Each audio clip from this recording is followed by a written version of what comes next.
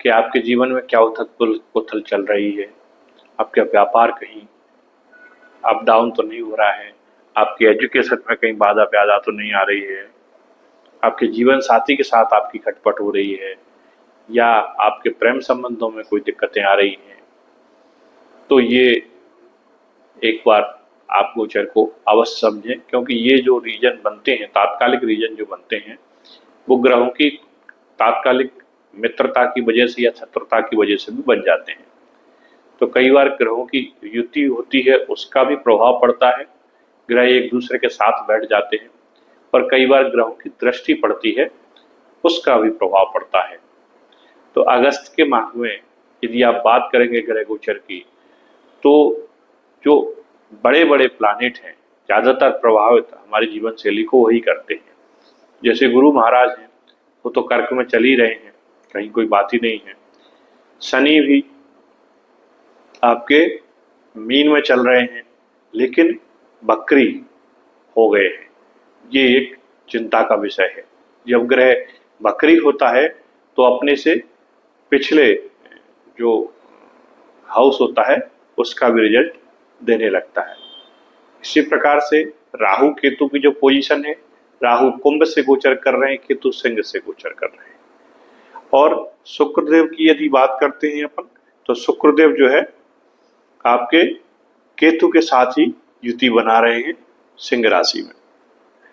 बुध मिथुन में है, बकरी है, फिर मार्गी हो जाएंगे, और मंगल वृषभ में है, ये भी कहीं ना कहीं वृषभ से ट्रांसफर होंगे और मिथुन में पहुंचेंगे 2 तारीख से। तो इस प्रकार से ये वर्तमान ग्रह गोचर है। अब ये किस प्रकार से सभी राशियों को प्रभावित करने वाला है, हम वन बाई वन करके एक बार इसको समझने की कोशिश करते हैं। तो वीडियो को स्किप न करें दोस्तों, ध्यान से सुने और देखें, क्योंकि कई महत्वपूर्ण जानकारियां जो फिलो में हम आपको बताते हैं, बोलते हैं, यदि वीडियो स्किप करते हैं तो छूट जाती है। तो जैसा कि आप समझते हो कि अगस्त का महीना माने श्रावण मास, और श्रावण मास यानी श्रवण नक्षत्र का प्रभाव कहीं ना कहीं इसमें देखने को मिलता है। और श्रवण नक्षत्र के स्वामी कौन है? चंद्रमा, सौम्यदेव। तो बरसात भी होती है, सौम्यदेव का नक्षत्र का प्रभाव रहता है।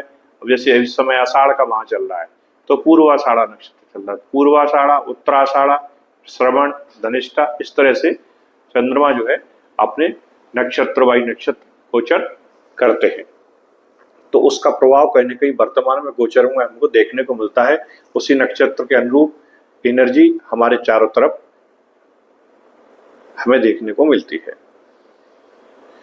कर्क राशि, तो कर्क राशि तो दोस्तों को पता ही है कि गुरुदेव विराजमान है, चंद्रमा की राशि है, और गुरु का उच्च के होकर इस समय विराजमान है। तो एटीट्यूड या ईगो की प्रॉब्लम आपको दे सकते हैं, उससे आपको संभल के चलना है।